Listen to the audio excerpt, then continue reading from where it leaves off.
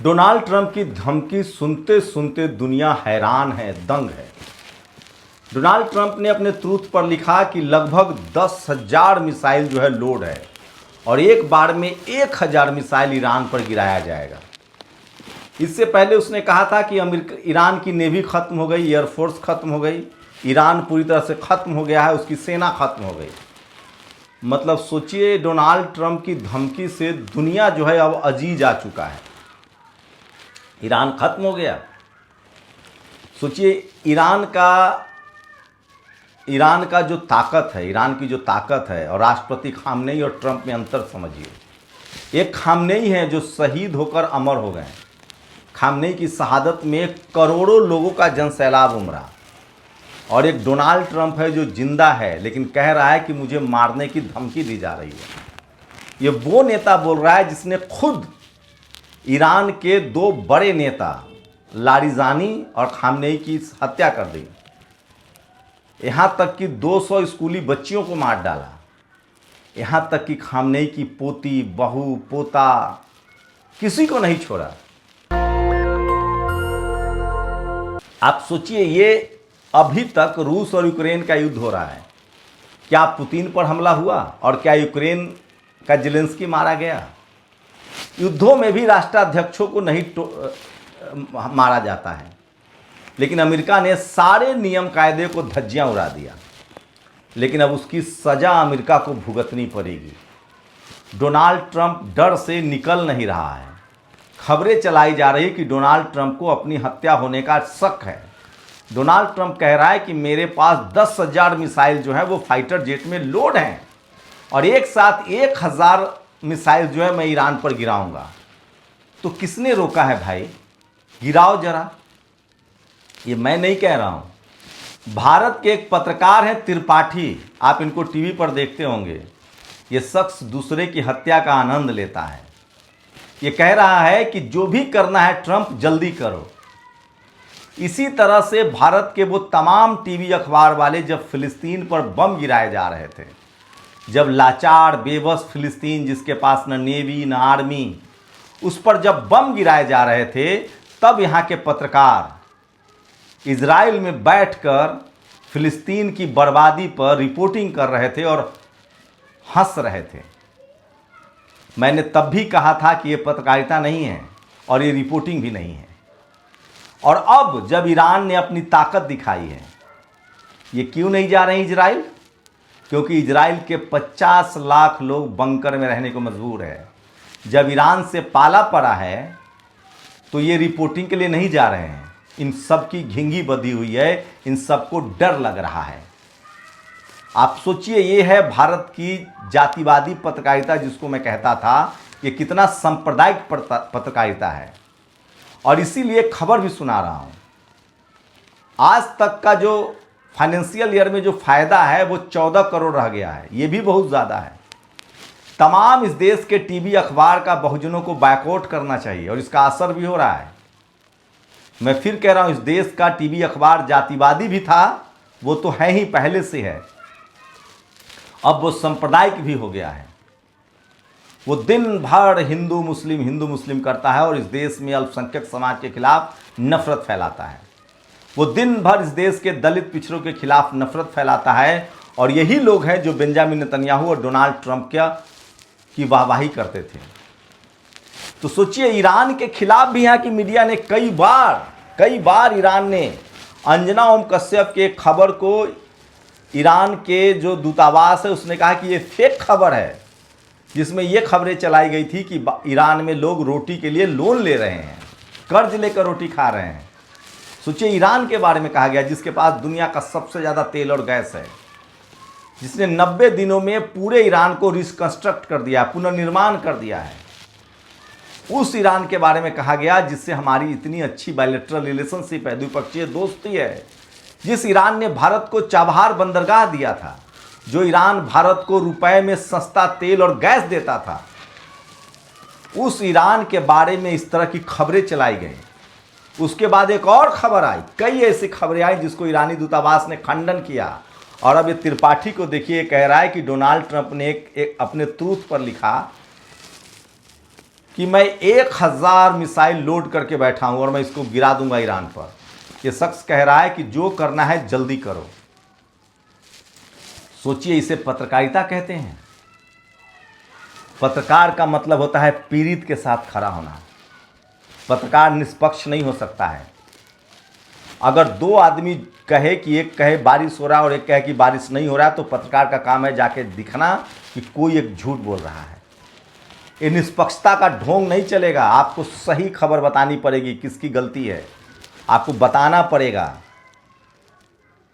आप पत्रकार हैं, जज निष्पक्ष होता है, जज भी गलती देखता है और फैसले देता है। तो निष्पक्षता का मतलब क्या होता है कि आप पीड़ित के साथ खड़े हो, यही निष्पक्षता का मतलब है। जब आप कोर्ट कचहरी जाते हैं तो जज क्या करते हैं, वो देखते हैं कि कौन दोषी है और कौन निर्दोष है। पत्रकार का भी मतलब होता है पीड़ित के साथ खड़ा होना, रिपोर्ट भी करना और ये भी बताना कि किसने किसको मारा। सोचिए, फिलिस्तीन पर जब बम गिराए जा रहे थे, कोई पत्रकार नहीं इस खबर को उठाता था कि वहाँ आर्मी नहीं है, नेवी नहीं है, एयरफोर्स नहीं है, वहाँ बच्चे, मासूम महिलाओं को मारा जा रहा है। लेकिन सोचिए, ईरान में जब 200 बच्चों को मारा गया, बम गिराए गए, तेहरान के एयरपोर्ट पर उन तस्वीरों को सजाया गया, दिखाया गया दुनिया को कि देखो अमेरिका किस तरह का साम्राज्यवादी देश है और मध्ययुगीन देश है। इतना तो मज़ा अमेरिका भी नहीं ले रहा है, वो भी खड़ा है फिलिस्तीन के साथ और अब भी खड़ा है वो ईरान के साथ। कहा जाता है कि अमेरिका के मैक्सिमम लोग ट्रंप के खिलाफ हैं, आधी आबादी इजराइल का बेंजामिन नेतन्याहू के खिलाफ है, लेकिन भारत की मीडिया पूरी तरह से अमेरिका के साथ है। और मैं फिर कह रहा हूँ, मुस्लिम समाज के लोग, आपको बहकाया जा रहा है टीआरपी के लिए। ये दिन भर ईरान और अमेरिका की खबरें चलाते हैं, सच्चाई नहीं दिखाते हैं। मैंने जो 28 फरवरी से कहा एक पत्रकार के तौर पे, वो सब सही साबित हुआ। मैंने कहा था ईरान युद्ध जीतेगा, जीता। मैंने कहा था ईरान को $325 बिलियन का हर्जाना देना होगा, देना, पर नहीं तो हुर्मुज नहीं खुलेगा। अब खबर आ रही कि पूरी तरह से हुर्मुज और अलमंदेब को ईरान ने बंद कर दिया है। अमेरिका लगातार, अमेरिका के पास 1 महीने का तेल बचा है। डोनाल्ड ट्रंप सिर्फ धमकी दे रहा है, उसका कुछ नहीं चल रहा है। ईरान की अपनी जो वायु रक्षा प्रणाली है, जो एयर डिफेंस सिस्टम है, वो इतना ताकतवर है कि अमेरिका का कोई भी जेट ईरान के आसमान में जाता है वो मारा जाता है। फिर जेट गिरे हैं अमेरिका के। ईरान की मिसाइल की इतनी ताकत है कि कोई भी अब खासकर हुर्मुज और पर्सियन गल्फ, जो फारस की खाड़ी है, उसमें नहीं घुस सकता है। ये ईरान की ताकत है। और ज़मीनी हमला तो छोड़ दीजिए। मैं फिर कह रहा हूं, अगर ताकत की बात हो तो अब अमेरिका के साथ कोई खड़ा नहीं है। दुनिया भर के देश उससे किनारा कर रहे हैं।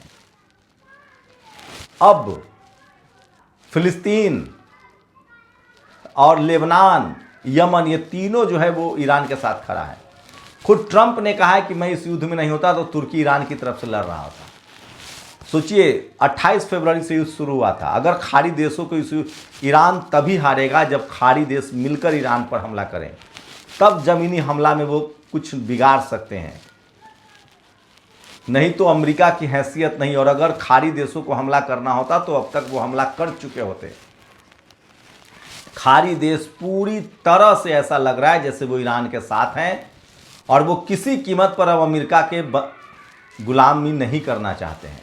और सोचिए, अब पूरी दुनिया के देश यूरेनियम का समझौता, जैसे ऑस्ट्रेलिया ने भारत के साथ किया। पहले अमेरिका प्रतिबंध लगा देता था, अमेरिका तय करता था कि कौन देश तेल बेचेगा, कौन खरीदेगा, कौन यूरेनियम बेचेगा, कौन खरीदेगा, कौन परमाणु परीक्षण करेगा। अरागची ने साफ कहा है कि अगर हमारे पास परमाणु बम नहीं तो इजराइल के पास भी नहीं होगा। अगर हमारे यहाँ परमाणु बम की जांच होगी तो पहले इजराइल में भी हम परमाणु बम की जांच करेंगे। मतलब साफ है कि अब इजराइल नहीं बचने वाला है। ईरान ने साफ कह दिया कि अब एक भी पटाखा भी चला अमेरिका की तरफ से हमारे ऊपर तो हम इजराइल को नक्शे से ख़त्म कर देंगे, नेस्तनाबूद कर देंगे। ये सबसे बड़ी खबर बता रहा हूँ, ये कोई टीवी अखबार आपको नहीं बताएगा। ईरान के अरागची विदेश मंत्री ने कहा है कि अब इजराइल का बचना नामुमकिन है। अब इजराइल को हम नहीं नक्शे से ख़त्म करेंगे। और ये खामनेई की प्रतिज्ञा थी। पहली बार जब इजराइल ने ईरान पर हमला किया था, 7 दिन युद्ध चला था, उसके बाद ईरान ने कहा था कि अब अगर हमला हुआ तो हम नक्शे से तुम्हें ख़त्म कर देंगे। उसके बाद ये लोग फिर से 6 महीने बाद अपनी ताकत रिस्टोर करके ईरान पर हमला किए। फिर इन्होंने 2-3 महीने से सीज फायर के बहाने फिर हमला करके कोशिश कर ली। अमेरिका इजराइल की सारी कोशिश नाकाम रही। अब आने वाला समय ईरान का है, क्योंकि सारे खाड़ी देश एकजुट हो रहे हैं और वो खाड़ी देशों का एक नेटो भी बनाने जा रहे हैं। और ईरान ने अपने दम पर, अपनी विज्ञान की समझ पर, विज्ञान के दम पर अमेरिका को घुटनों पर खड़ा कर दिया है। मैं फिर कह रहा हूं, डोनाल्ड ट्रंप की वो दुर्गति होगी जिसकी उसने कल्पना नहीं की होगी। उसके ऊपर $38 लाख का यौन अपराध में जुर्माना हुआ है। और इजराइल की वो दुर्गति होगी जिसकी उसने कल्पना नहीं की थी। बेंजामिन नेतन्याहू को तो जेल जाना ही पड़ेगा। अब्राहम एकॉर्ड पर खाड़ी देशों ने दस्तखत नहीं किया है। एक साथ खाड़ी देश अगर इजराइल पर हमला बोलते हैं, क्योंकि वो फिलिस्तीन को आज़ाद नहीं करेगा, तो उनके पास यही रास्ता है। तो अब कुछ बड़ा होने वाला है, भयानक होने वाला है। इजराइल के पापों का घड़ा जो है वो भर चुका है, अब वो फूटने ही वाला है। देखते रहिए, अपनी प्रतिक्रिया जरूर दीजिए। शुक्रिया। दस्तक की आपसे गुजारिश है कि अगर इसको बचाना चाहते हैं तो नेशनल दस्तक को सब्सक्राइब करने के लिए रेड कलर के सब्सक्राइब बटन को दबाएं, फिर बेल आइकन की घंटी दबाएं। नेशनल दस्तक को बचाने के लिए बहुत ज़रूरी है कि हर खबर को शेयर करें, लाइक करें, कमेंट जरूर करें।